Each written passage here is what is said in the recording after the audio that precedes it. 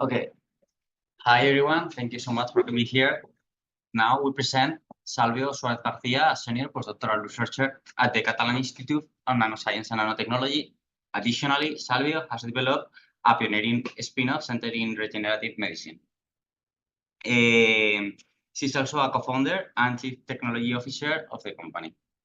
Today, Salvio is going to explain science behind this corporation, and we will discuss about the needs and difficulties to translate lab concept ideas into a preclinical product. Here is also focus on the upcoming challenges, including future clinical trials. Thank you so much for coming here. Feel free to start whenever you want. Thanks so much. Share.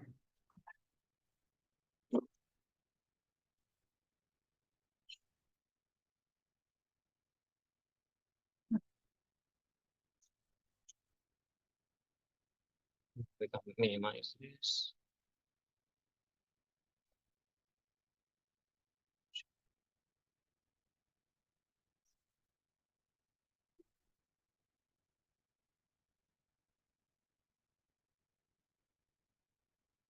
Thanks for this kind introduction, and thank you also for inviting me to show you one of our latest spin-off that we founded in the group, TIRECAT Health.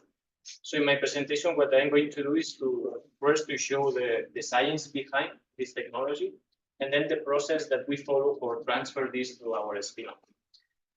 So first, I'm going to start with the need that we are trying to solve, but the need we started to solve from the research group, and it was.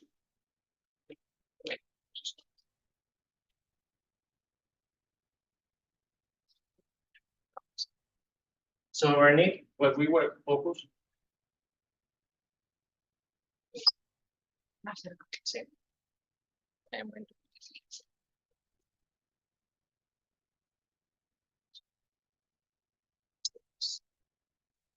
Okay, so the need that we tried to solve was skin injuries. So our skin, as you know, it's the first barrier against any external threat. It can be damaged by many different reasons.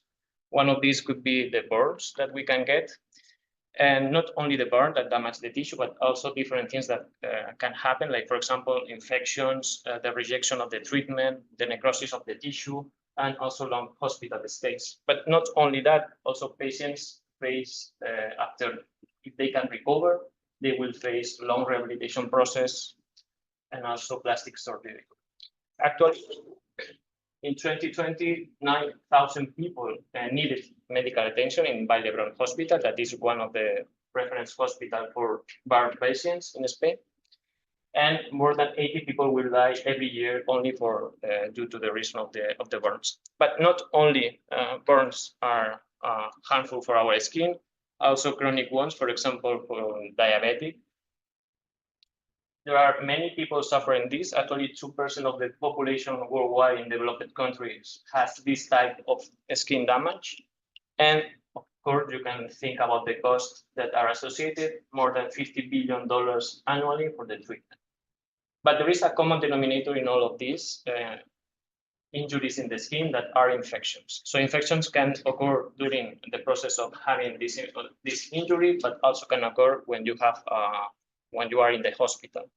So infections, it's a second problem added to the regeneration of the tissue, but not only by itself, because also when you have an infection, what is happening there is that the progress of the regeneration of the tissue is stopped, and in some of the cases it's reversed. So in that case, the medical doctors are facing a double trouble.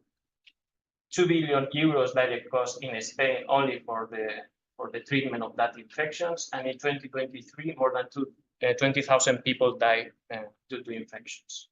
And this problem is worsened due to the antimicrobial resistance that all of you know, that the treatment with the common antibiotics are not working. So this problem is increasing and increasing goodness. So we have a problem that our skin can be damaged by different external threats. So I told you before, ulcers, injuries, burns, and then we have the infections. So here is where appears the need for a platform or for a, let's say, a scaffold that helps this regeneration process. But in the market, we can find different options that we can use to fill the wound that we have in the skin, but many of them are not working properly. Why they are not working properly? Because we need in the same material different properties. That is the most important one, is by addition. So we need something that can be attached in wet environments. It will be ideal to have something that already has these antimicrobial properties, so we can not only avoid the infection, but also treat some infection that is going there. And of course, it must be biocompatible. And if we want to transfer to the market, it must be cost effective and ready to use. So here is where we need more effort. So we have the problem, the damaged tissue. We have the science behind how to enhance it. We have also recently more focus on precision medicine to help to make it more effective. But still, we need to look for this ideal platform to make this puzzle complete. And this is where we start to think about that and where the solution come out. So the solution was done by the Catalan Institute of Neuroscience and Nanotechnology. That is the institute where I'm coming from. This is placed in the campus of the Universitat Autònoma de Barcelona. And specifically, our group, the Nanostructure Functional Materials, are working on the development of different materials for different applications. Actually, we have two main research lines. One is sustainability, where we develop materials for environment remediation and also energy-saving materials. Actually, we funded two spin-off, Distinct and Future Chromes, that also have a talk in this series here. And I am more focused on the health research line, where I am working on that, where we develop bioinspired materials for different applications, from brain diseases, tissue regeneration, and infection. And this is where our spin-off was created. But I told you before, bioinspired materials. So which bioinspiration we have? So we have a lot of expertise on performing different types of materials inspired by muscles.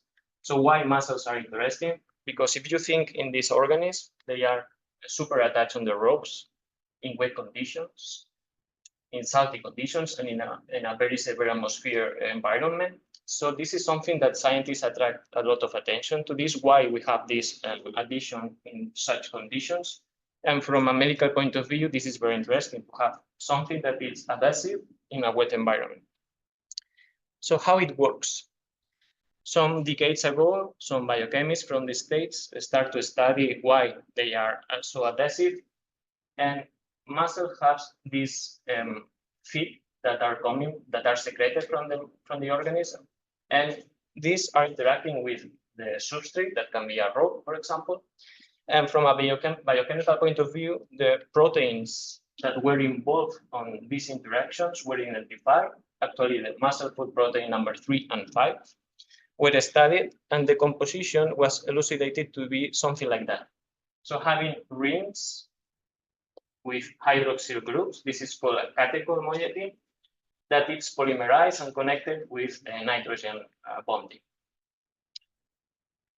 These proteins they observe that they have a high content on an amino acid that is called DOPA, that has this structure, and it's polymerized subsequently with different molecules. So having this in mind, we were starting to design and develop this type of materials, but we don't use the proteins directly from the muscles because it will be impossible. We will need tons of muscles to produce that. So what we do is to mimic the structure of these proteins. So for doing that, we develop an approach that consists on the polymerization of these catechol moieties that I showed you before. And we polymerize with amino-based terminal ligands in water and room temperature. And we are able to develop water-based adhesive, nanoparticles, coatings, and membrane. So a very broad range of different materials. For this talk, I will focus on the membranes because it was the technology that was transferred to the spin-off. But all these materials share more or less the same properties that I'm going to explain. So what we have is something like that. This is a membrane. The membrane has different properties, very interesting, that are useful for tissue regeneration. So we can tune chemically, we can manipulate very easily, and we can use them as a cell platform. So we can seed cells on the top and then transfer to the damaged tissue. And of course, we have addition on biological tissues. I will show you these properties, how they behave and how they act in different cases of use in clinical. But before that, some details. So the membrane is produced in the interface actually the synthesis is in a very confined space between water and air. What we have is the formation of a membrane in this interface. And this is how it looks when we take a look on the scanning electron microscopy. And it's interesting because, as you can see, we have like a Janus character. From a morphological point of view, we have a face that is very smooth and flat, and the other face that has this nano pattern. So this will be also very interesting because this nano pattern will help to the cells to grow. And if we take a look on the thickness, we can modulate it, and we can have membranes that goes from 50 nanometers to a few tens or hundreds of nanometers. So let's start with the first case where we use these membranes. So the first application that we were exploring was the regeneration of cartilage. And this was because we were collaborating with the medical hospital of Vienna in Austria, and they were asking for a platform in order to make the regeneration of cartilage more effective. Why? Because the main clinical treatment for the regeneration of the cartilage currently is the injection of the cells in the affected area. The problem of this is that most of these cells cannot adhere on the cartilage, and they start to move to other places, and even you can create a tissue in a place where you want. So the idea was to have this reservoir of cells touch on the damaged tissue and remains there to give the cells enough time for the formation of a new tissue. And this is what we did. So we take our membrane, we put different cells from the cartilage, and we tested. We tested first in vitro and then ex vivo. These are some images. This is how the membrane looks like in an optical microscope with cells. Here you can see two different cell types. These one are stem cells, and these are chondrocyte cells that are the main cell on the cartilage. And below here you can see the same image, but with fluorescent imaging. And the cells were stained, so you can see how the cells were covering the whole membrane, and meaning that we have some proliferation of that cells. This is how they look in scanning electron microscopy. So the cells, the morphology of the cells is normal, so they are behaving like in a natural substrate. And interesting, what we can see after some days is that the cells are creating a new tissue on top of the membrane. So this is something interesting. This is something that we really want to do for regeneration of damaged tissue. And then we move to ex vivo. In that case, we were lucky because we were working in a hospital. So all patients that need the removal of the femoral head needed a prosthesis. So this is something that we want to avoid, to regenerate before to arrive these states. But for us, was very useful because we take this and samples of this damaged tissue to do some ex vivo, and the process was very simple. So we have our membrane, we seed the cells on the top, we wait a few hours, 24 hours in that case, in order to give time to the cells to adhere on the membrane, and then we transfer to this damaged tissue. And we did some measurements with confocal microscope. Here you can see a top view. So the black part is the membrane, and the blue part is the autofluorescence of the cartilage. And you can see how the cells start to move from the membrane to the cartilage. So this means that the cells can proliferate and migrate to the damaged tissue. This is the same, but for a cross section. So a damaged tissue cartilage looks like that. So you have many holes. In a healthy tissue, this should be very smooth. And the idea is something that you can see here, that the cells start to fill some of these holes. So this is something very positive. because when the cells can start to penetrate on the damaged cartilage, on the damaged tissue, then you can have this regeneration of the tissue. So with these results, I come back to Barcelona, and then we asked for a project in collaboration with Hospital Sant Joan de Déu in Barcelona also, and we did some in vivo, and I am only showing the histological results. We did it in rats, and we observed that after a few days, the cells were filling these holes, and the tissue was recovered partially. Then, okay, this was the first application. And then is when we started to think that we have something interesting that we can transfer for a spin-off. And then we decided to change a little bit the scope and the target application. And then we moved to a skin. We moved to a skin because it's more easy for us to have an animal model to test it. So this allows us to study in deep our material. So we did it very similar as I told you before. We have our material, but in that case, then we put different cells, the cells that are typical from the skin. And here you can see how these cells grow on the membrane. You can see that the proliferation is very high, that the cells has a common structure, the morphology is very nice, and the formation of this new tissue on top of the membrane. Also, the cells behave as normal, so you can see some different division phases of that cells. So then we did some ex vivo studies. These are some videos that are not working, but I'm going to explain how it is. So we take a piece of pork skin and we tested the addition. Also, something interesting is thanks to this nanometer thickness of the membranes, we have a high conformability. So the membrane is following perfectly the roughness of the tissue. And this is very important because we can increase the interaction between the membrane and the tissue. And in this other video, it's just an example where we submerge the ex vivo tissue with the membrane attached underwater. That's like hard conditions, and the membrane remains there. Then we did some preclinical assays also in rat, in that case in a normal common wound. And we observed that when we put the membrane, we were able to reduce by half the time needed for the regeneration of the wound. So this is an image of day 5 after the injury and placing the membrane in this place, and this is the contact. So you can see that we recovered pretty much the tissue. So we are now also from the research group developing different other applications. So this is something that is like a symbiosis between the spin-off and the research group, meaning that we transfer the patent for a specific applications, but the group can continue working on that to explore different applications that at some point they can be also transferred to the spin-off. So I am going to show you 2 examples. So we can modulate the properties of the membranes in order to have conductivity.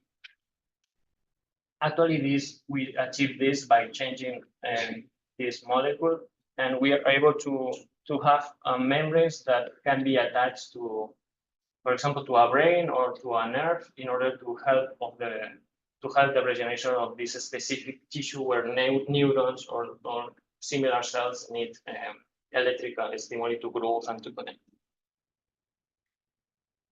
So here are some images also, in that case, astrocytes that are growing on top of the membrane. You can see that in similar to the other cases, they can cover the whole membrane that we developed. And one of the latest applications that we are working now, this is something that it's under review, is for cancer applications. In that case, what we do is to mix catechin. Catechin is a natural compound that you can find in tea, and has a good ability to modulate the inflammation and also to produce some chemical species that are called reactive oxygen species. That this helps to kill cancer cells. So in that case, the membrane was thicker because we need it to be thicker. But interesting, what we observed is that they were toxic specifically for cancer cells, while healthy cells were perfectly growing. So this, as I told you before, is thanks to the generation of these reactive oxygen species. This is meaning that the membranes evolves during the time. So oxidize, they can oxidize with atmospheric conditions. And during this oxidation, we are producing like peroxides, hydroxides, and superoxide radical. So this has an effect directly on the microenvironment of the cancer cells. So ideally, what we want to apply that, I'm going to show you a brain image of a pig. I don't know if you are scared of that, but just to see you the idea of the application of this material is after the surgery of glioblastoma. Glioblastoma is a tumor that is placed in the brain. So when they can be operated, they can extract it, and we want to take advantage of the patient going to the surgery to, after removal of the tumor, to place our membrane and to avoid the regrowth of the cancer cells that can remain there. So this is something that it's ongoing, and we expect to do some in vivo assays in the following months. So as I told you also before at the beginning, one of the properties that an ideal platform for tissue regeneration must have is antimicrobial properties. So when we observed that we were producing these reactive oxygen species, we thought that maybe we have also some antimicrobial properties. This is something that also we observe when doing preclinical, that when we put the membrane, all the injuries with the membrane never infect. So we were thinking that we have something there. So we tested our material against different pathogens, gram-positive, gram-negative, and some fungi, some of them multi-resistant. And what we observed is that we get the reduction of 99.99% of the population of the pathogens in different strains. Here you have different strains, and we check, in that case, two specific compositions of our membrane. In all of them, after 24 hours, all the population of the bacteria were killed. But in some combinations, it depends on the capacity of this cross generation, that after, for example, 3 hours, you can have a reduction of more than 98%. So this is how the bacteria looks like when they enter in contact with the membrane. You can see the control that the bacteria are in a normal morphology. But when in contact with our membrane, you can see these holes and the formation of the bacteria. These are more images. So the first row it's a control, so you can see different bacteria with a normal morphology. But when they enter in contact with our membrane, they die directly by this deformation and exudation of the content. This also works for a cocktail of bacteria, because usually what you have is not a single population, you have many different populations. So this is to demonstrate also that works for them. So which is the mechanism behind this antibacterial property? So there are, it's like a multi-pathway approach, where we have first good interaction between the bacteria and the membrane. This is like the cells like the membrane, but also bacteria likes the membrane. So then the bacteria will be entrapped on this membrane. This is the first. The second is, as I told you before, the production of these reactive oxygen species. One of them is peroxide. Peroxide is a well-known disinfectant. It's true that the lifetime of these molecules is not so high, but the good thing is that we are producing these species sustained the time. So continuously we are producing these disinfectant molecules. And the third mechanism is because we have some amino groups that are free and can be protonated at neutral pH, at physiological pH. So this means that we have a positive charge on the membrane and bacteria are negative, and it will be create also a depolarization of the wall of the bacteria. So the combination of all of this makes this membrane very effective for a very different broad spectrum of bacteria, without, at least by now, generating resistance.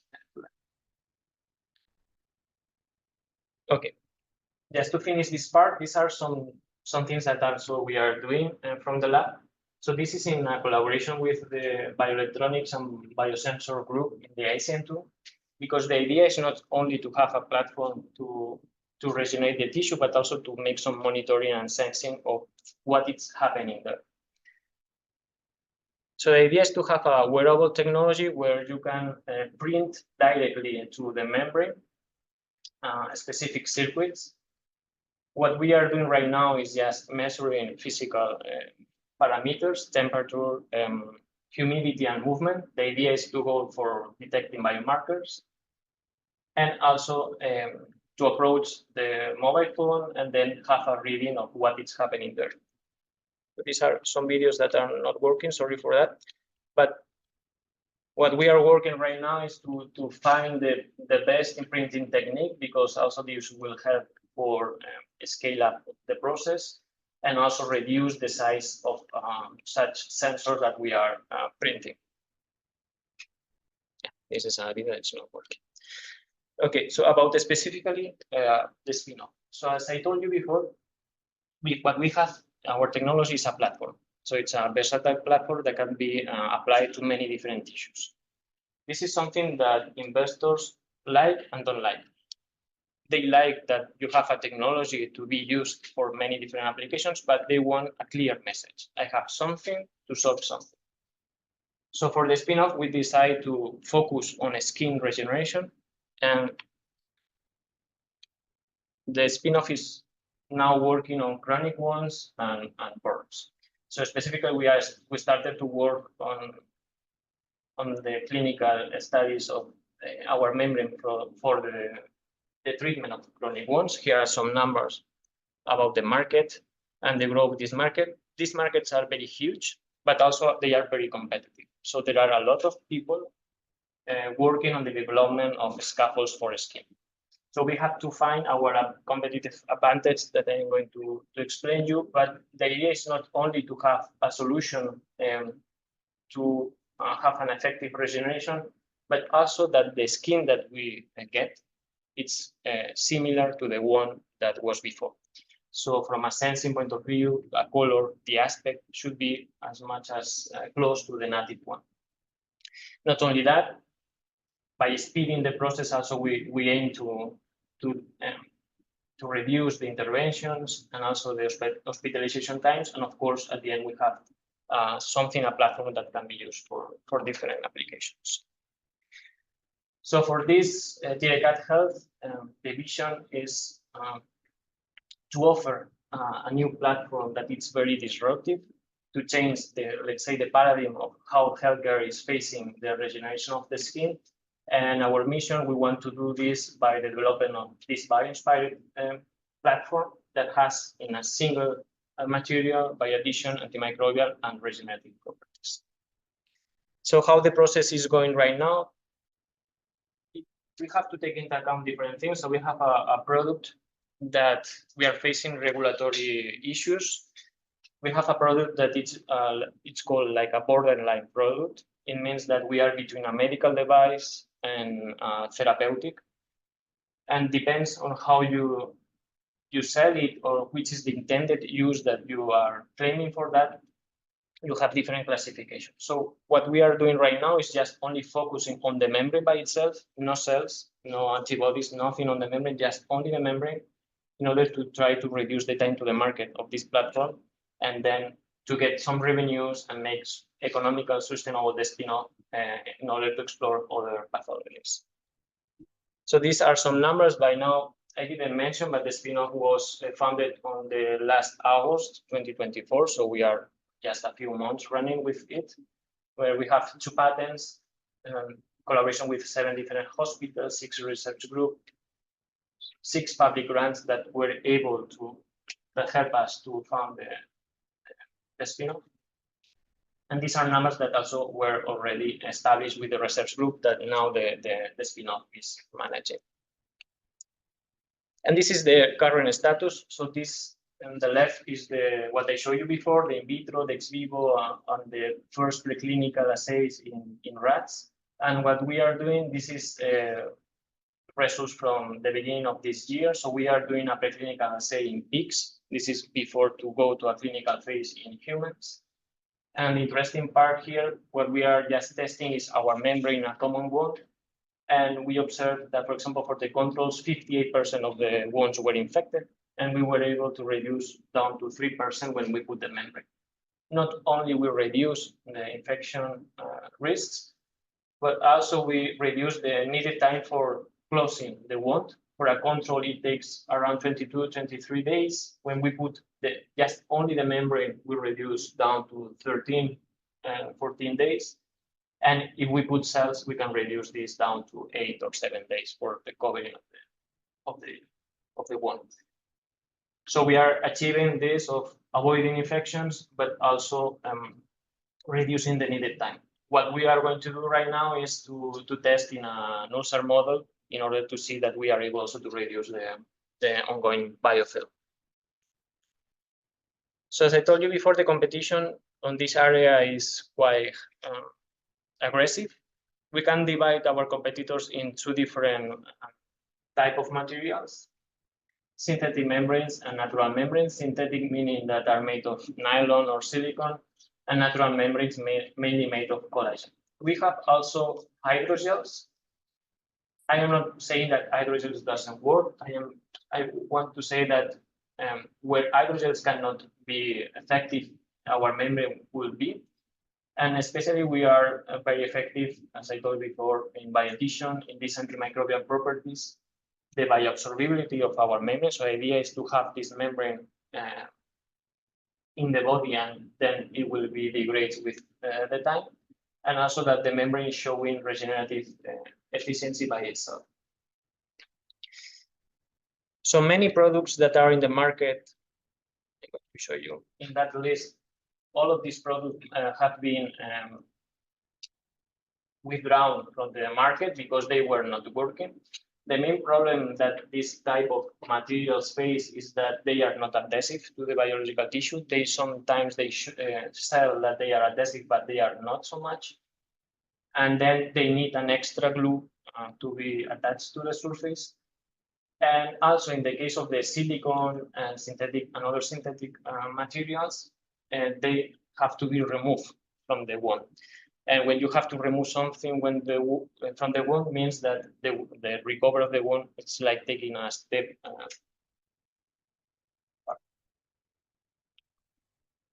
So the current treatments that we are focusing and we are comparing our results for ulcer is like using negative pressure.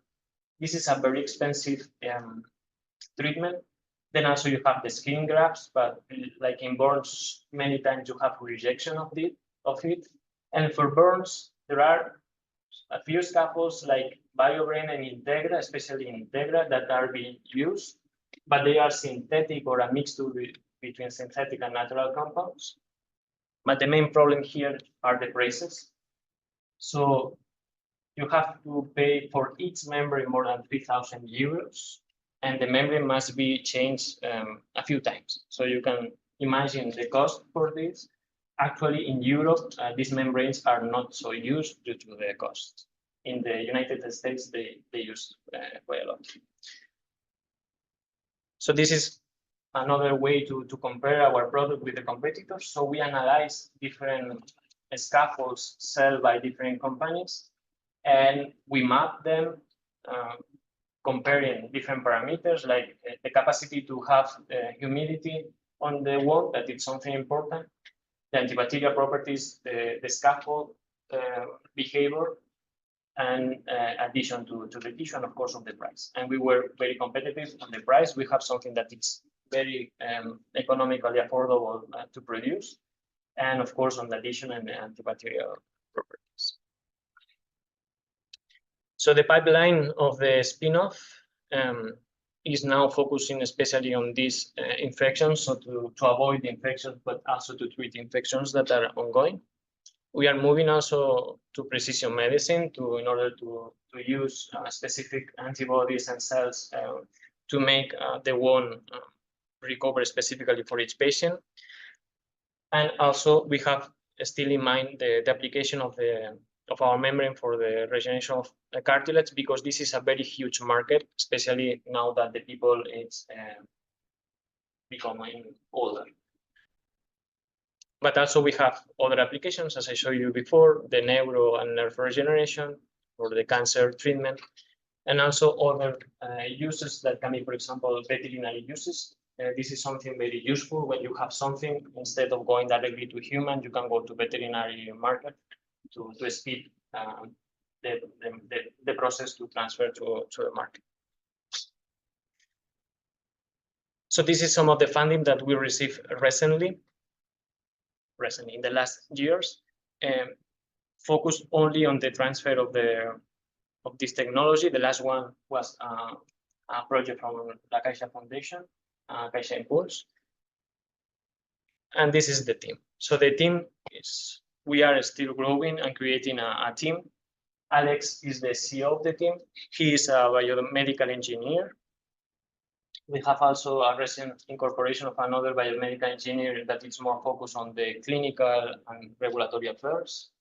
Jose, that will join us on September, he was already working. He is a PhD from the group, and he will join the spin-off. And also we have our group leader acting like a scientific advisor. Then we have the investors that I meet them in the acceleration course that I did. And they think that our product could be something interesting, and then they put some money to fund the spin-off. And here are some of the collaborators from a medical point of view. For us, this is the most important, because at the end, all the product development is focused on what they say us. Because maybe we think that we have something very interesting, but when we go to talk and to show to the medical doctors, they say that this is not possible to apply. So for us, these are the most interesting, important applications. And then just finishing, I put this just because maybe you are interested on that. Very quick about myself. So I studied nanoscience and nanotechnology degree in the UAB. Then I did a master thesis, and I started a PhD in the ICM2. So during the PhD, I did different research stages, but I have to say that here is where I went to Vienna, and this is when we developed this material. This material was not included in my thesis because it started the process of the patent of this, so we have to remove from the thesis. And from that point is where I continue in the research group with the idea of being more entrepreneur and tech transfer issues. And then I start to do different courses, more focused on tech transfer from different universities and organisms. And then is when we created the spin-off in last August in 2024, where I am focused as a CTO, but also in parallel doing research in the medicine research line that we have in the group, developing other products. So yeah, this is information about some of the course that I did, if you have any question of that. And just to finish, what I show you today is that we have a very versatile platform, easy to produce, easy to scale up, with very interesting properties for the application in medicine, especially for tissue regeneration, but also with a strong capability to be functionalized or to be combined with different therapies. And also beyond skin, that now the spin-off is working. So it's a very disruptive technology, very versatile, so we can move and pivot between different applications, a multidisciplinary team that it's still growing, and the alliance with our hospitals. So that's all from my side. Thank you. And if you have any question, I will be happy to answer.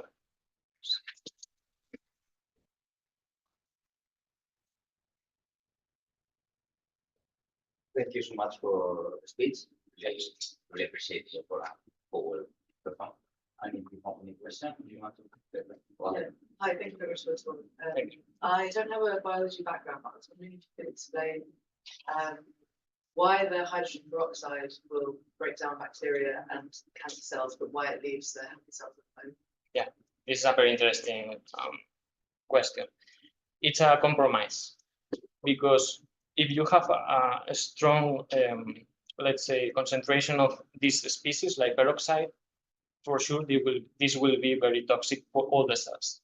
So what you need is something sustainable. So there are some biosafety levels that you cannot overpass. for the healthy cells, because if you overpass, you will have some toxic effects. So the idea is to have a material that can produce these rows in a sustained way without overpassing these levels.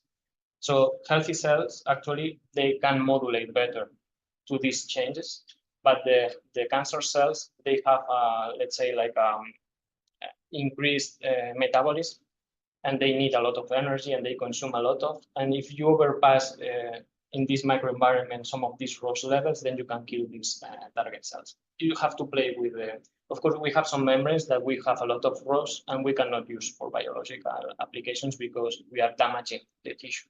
So it's a compromise on how the amount of the ROS that you're producing, which species you are producing, and yeah, and also to play with these levels of ROS.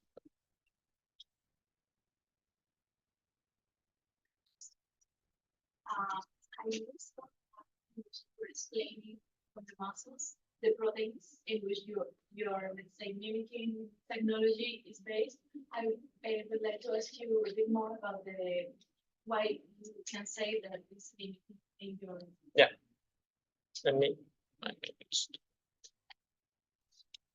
go.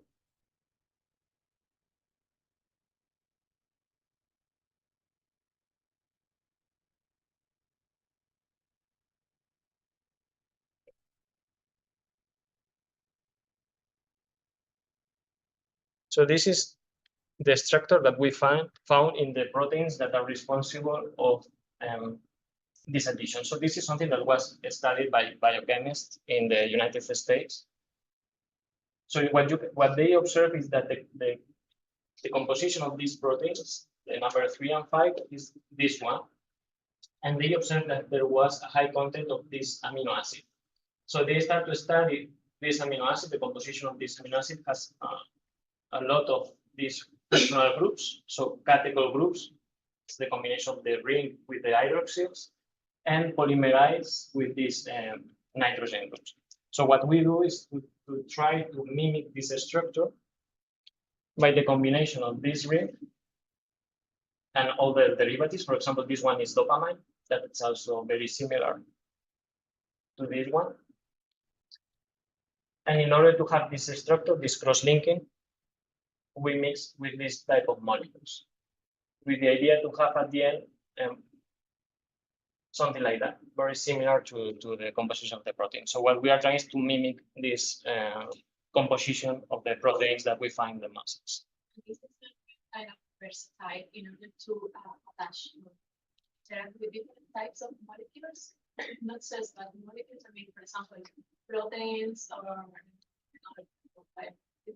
yeah, we have many functional groups exposed to the surface that can be used for attaching molecules. This is something that we are also studying, how, for example, to attach specific antibodies or peptides or whatever to attach them.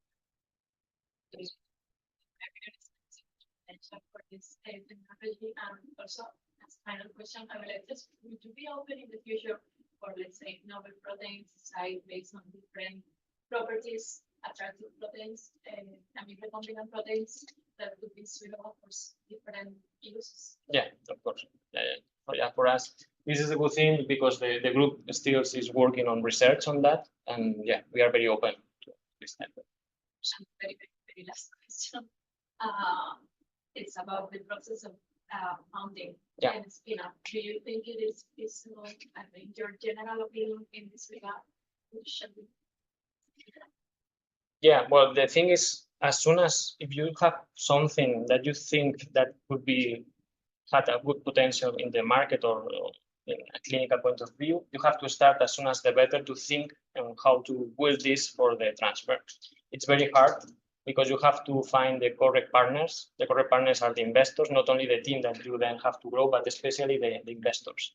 You need investors that understand your product, that aligns with you, because you have to do a lot of things with them.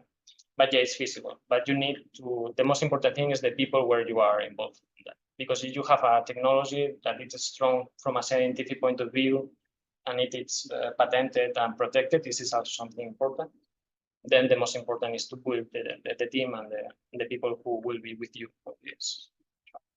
And you meant about the investors, I mean, in general, you got, there are some kind of networks or Yeah. no?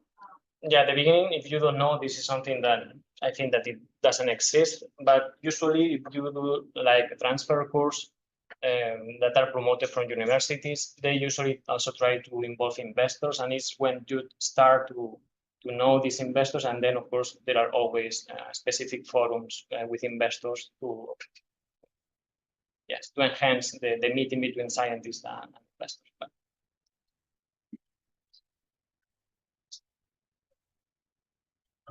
Thank you for your speech, was very interesting and very interesting. So, the first one is about did you study from so that if the effects last during the, because you mentioned that the membrane is biodegradable and it's absorbed. Yeah. Did the effect last until the membrane disappears from the skin? yeah, good question. We can modulate a bit the degradation of the membrane, because we can also make membranes that proteins recognize some of the binding to cut and to promote the degradation. But this will depend on regulatory issues, because depending if you have something that you sell that it's biodegradable, they don't like. And you have to demonstrate that you have a material that is robust enough to be on the place. What I can tell you by now is that we have membranes that are on the place for at least 8 months, and they look the same. We are now performing a study to make it longer, because then what you have to study is the degradation byproducts that can be produced. But yeah, it depends a lot. So yeah, we are studying on that, and we see that 8 months we have the same membrane, but ideally is to have something longer from the. So the second question is also did you study how the membrane behaves when it's exposed to the sun? Because some, I don't know, burns and everything, patients has to be cared because of the sun and this is exposure to COVID. Yeah, we tested this, and what happens when you're exposed to the sun, it's very similar when you're exposed to an environment. So as I told you, also the membrane evolves with the time, so it oxidizes, and the sun, what it's doing, it's accelerating this process. So you can be in the sun, so there is no toxic effect or something like that, but it's probably that maybe we have to put another membrane in shorter time. And the last question, this is another question apart from the same. It's more about the investors and everything. Do you find some issues about because you mentioned also about the biodegradability of the membrane, that the investors would prefer that you apply just one membrane for the healing of a bone, or they prefer that you have to apply more than one in terms to have more uses of the. Yeah, this is a discussion that we have always with investors, because for me, ideally is to go for the best membrane with the cells, with everything. But what they want is to go to the market tomorrow. Yeah, that's something like, so what it's true.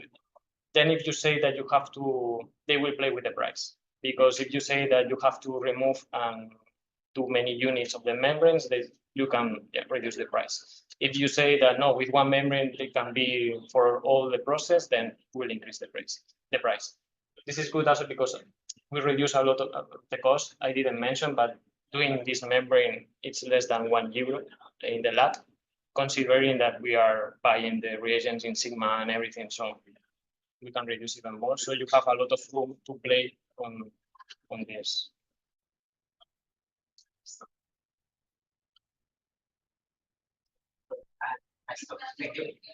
I wanted to ask you, kind of curious, thinking on the application of the brain, as you told us, the best effect is combining the brain with the cell, but from an application point of view, how it goes to combine, because it takes to have a cell from their own patient. Yes. So that happen to consider the variation in price.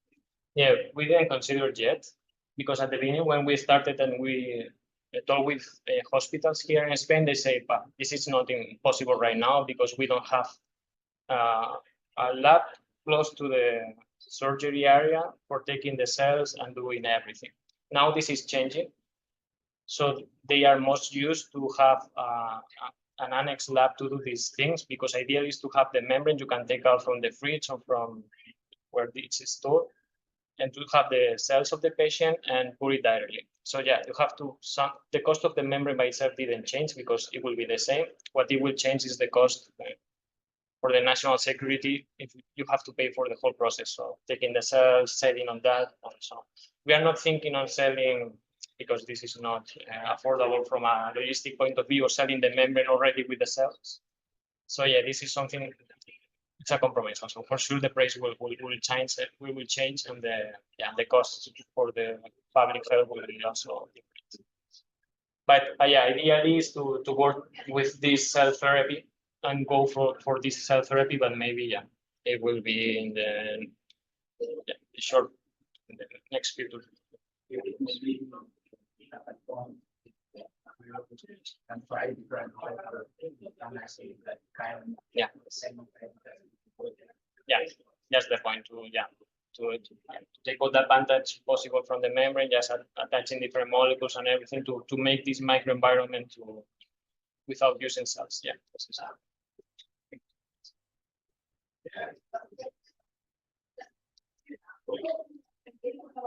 Really nice.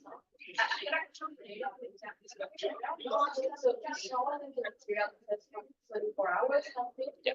but you work on a long-term inspection like this because I mean, if you planning to use the membrane for Yes. I don't know, 1 or 2 months. Yes.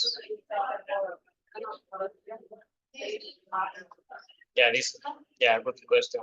So the effect of the antibacterial, we have seen that we have when you have the membrane, let's say, working on the body or in a biological environment, the antimicrobial properties are higher than 90% for 8 weeks. So you have 8 weeks of 90% covering the killing of the bacteria. So this is, yeah. Of course, the membrane, we also study the membrane by itself. So let's say the expiring date of the membrane, because this is also something important. So as the resident membrane is more effective, will be. But yeah, right now we are in these 8 weeks of the more or less the same activity. And the main risks of an infection are at the beginning, when you have the surgery, when everything is open. So the medical doctor says us that for them, having these antibacterial properties the first week of the patient will be more than enough.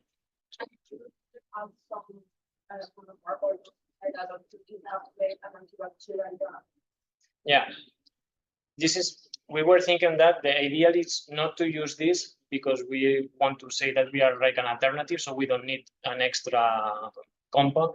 But yeah, sometimes maybe for a specific application that you need a really longer antibacterial effect, then yes.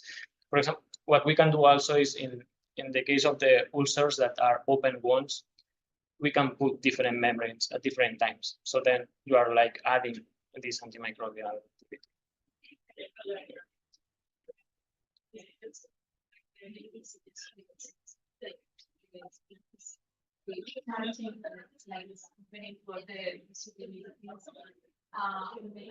Maybe besides the application of carrying molecules, it can be used as a capture device, let's say, for molecules that also sense. Maybe I don't know in laboratory scenarios.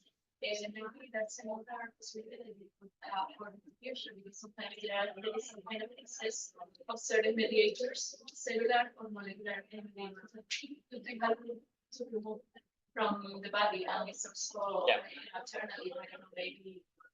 Yeah, it's a good. Yeah, this is something that also we were thinking, and we did some tests, and we observed for specific cells that they are attracted to this membrane, and then it's like a trap. And they are there and they cannot move. You're thinking in the skin, maybe it's the only place right close to the, I don't know, maybe for metastatic cells. I don't know, for example, yes. I don't know. Yeah. or cytokines in, Right. this huge inflammatory disease. Yeah, it's very wonderful. Thank you about your presentation. I will ask one question. It's about reacting with this conception. I don't clearly understand how the membrane generates these molecules. And also I want to ask how do you differ from one from another and to measure in time. So first, how they are produced is, so when you have this type of groups, hydroxyl groups, they can oxidize. So when we take the membrane from the reaction, that the reaction takes between 12 and 24 hours, depending on the properties that you want, not all the membrane is oxidized. This means that you are like having a metastable state of the membrane. You still have some hydroxyl groups that can oxidize to this form, the cation groups. So during this oxidation process, they are generating these reactive oxygen species. So as far as we still have these hydroxyl groups, we will generate these oxygen species. Once it's fully oxidized, then this activity will finish. And the second question, yes, how we detect it? These are commercial kits that are able to just fluorophores that can detect specifically its species, and then you can measure by a plate reader. You can measure that. It's like a reserve. Yeah. Of oxygen. Yeah. Because I want to also to ask, because in infections, the environment is very acidic. Yes. And with low concentration of oxygen, and it's like right, the production of drugs. Yeah, this is right. Yeah, up to now we have seen that we are working also in this type of environment, so it's not affecting quite a lot. Also because what we have seen is that these are not the only ones that give us this antimicrobial property. Also the amino groups that are protonated, and we have, but here didn't appear, but we have some charts there that also helps to depolarize the bacteria. So there are like different mechanisms.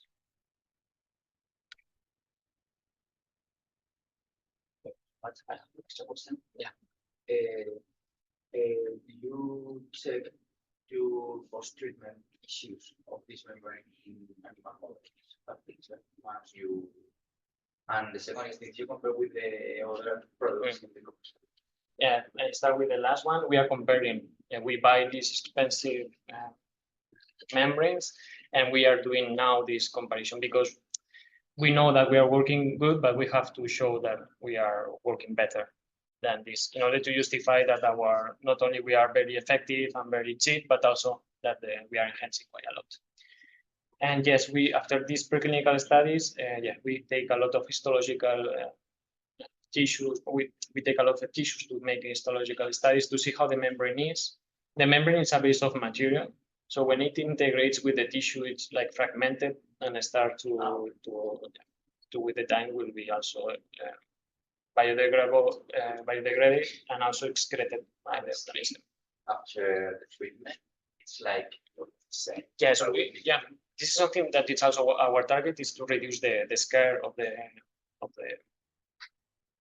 skin, and we are achieving quite good results of that. It's true that the big skin is quite similar to us, but it's not the same. But what we are also doing is when you have a scar is because when you have a wound, the skin contracts, and then is when you have this.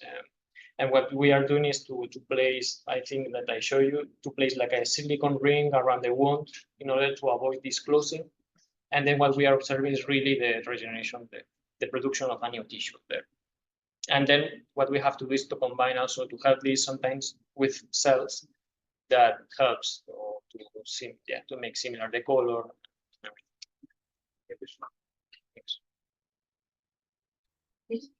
Okay.